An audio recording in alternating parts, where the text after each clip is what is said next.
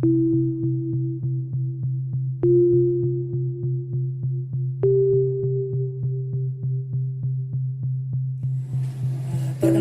nama saya Inarini Astuti.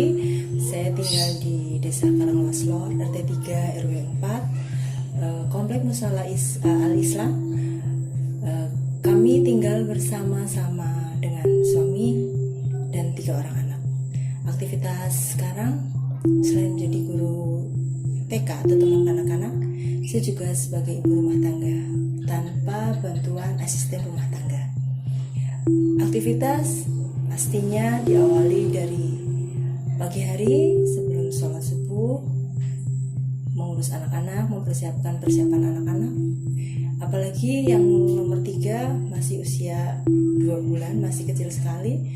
Alhamdulillah si bayi atau bayi tidak mau disambung sufor ya, susu formula. Jadi saya harus standby dari pagi sampai tidur, bangun lagi. Itu sudah berlangsung selama 2 bulan lebih. Aktivitas saya kegiatannya biasanya berbaur dengan masyarakat, dengan ibu-ibu, khususnya ibu PKK ya. Kebetulan saya menjadi sekretaris 2 di PKK Kelurahan, yang pastinya berbaur dengan seluruh masyarakat Karangwaslor. Selain itu juga aktivitas untuk kegiatan sosial. Saya selalu berusaha mencari donatur untuk kegiatan santunan yatim piatu. Udah beberapa tahun sudah berlangsung. Juga untuk sekolah kami yang pastinya butuh sekali suntikan dana, yang pastinya saya tidak malu. Apa tidak saya bisa bermanfaat untuk orang lain kalau materi saya memang belum mencukupi untuk bersedekah. Tenaga, pikiran itu juga sedekah.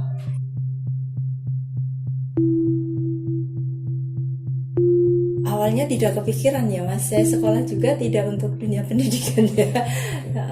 Tapi sudah jalan Allah, insya Allah.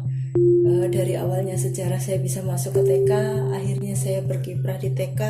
Sebenarnya awalnya bahasa Jawanya keponto ya, keponto terusan karena saya melihat di sini saya dibutuhkan, insya Allah pikiran dan tenaga saya dibutuhkan oleh sekolah ini. Kenapa saya tidak berusaha untuk bisa? Sebenarnya saya background basic juga bukan pendidik, tapi saya berusaha untuk bisa bermanfaat di sekolah TK Putri 01 Karangwaslor ini.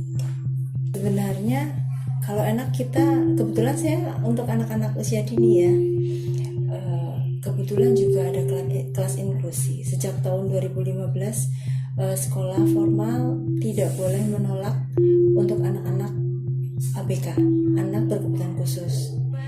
Saya pernah, ini pengalaman ya Mas ya, saya pernah punya murid tunarungu, tunawicara, masuk ke sekolah TK saya, kakak beradik, bercampur dengan anak normal.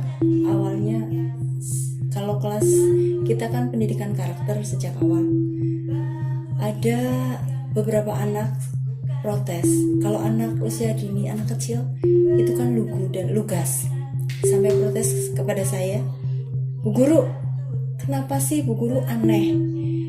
Mereka itu berbeda dengan kita.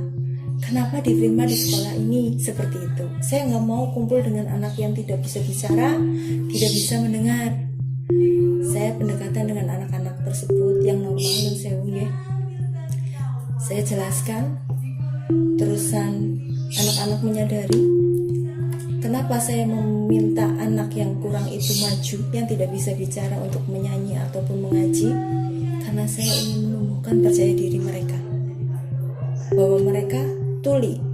Jadi tidak menyadari bahwa mereka itu mengeluarkan suara yang tidak bisa diterima oleh orang lain. Jadi ketika anak tersebut ingin nyanyi, tetap saya dampingi untuk nyanyi. Padahal yang menyanyi adalah saya. Dia hanya menirukan dengan cerita. Desahan seperti itu. Itu yang membuat saya seumur hidup ini sampai hari ini saya bangga pada diri sendiri bahwa saya bisa mendampingi anak-anak seperti itu dan bisa membaurkan anak-anak normal dan anak-anak yang kurang normal. Dalam arti berkebutuhan khusus, bukan kurang normal yang negatif ya, bahwa semua anak mempunyai hak untuk mendapatkan pendidikan yang sama. Itulah pengalaman yang tidak pernah terlupa oleh saya, bahwa anak-anak ABK bisa dalam satu kelas, bisa berbaur, bisa belajar bersama, saling menghargai. Bahwa saling menghargai adalah dalam hidup itu adalah nomor satu, yang tidak akan menimbulkan perpecahan dimanapun. Sejak dini, bahwa orang tua pendidik harus pendidikan karakter diutamakan terlebih dahulu.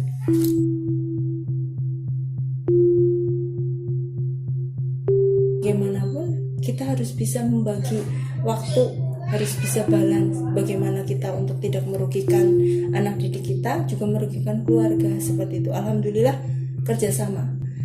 Saya pagi daring untuk anak didik saya, sambil ngomong si kecil karena di rumah, sambil gendong, sambil nenengin, seperti itu ya. Nah, anak saya yang 2 kan 1 STM, waktu itu masih kelas 2, ini sudah kelas 3. Lah, yang 1 kelas 5 SD. Ada pembelajaran daring juga, ada classroom juga, soal-soal yang harus dikerjakan didampingi oleh orang tua. Lah, berbagi waktunya itu, bagaimana kita harus pintar dan cerdas membagi waktu untuk anak-anak.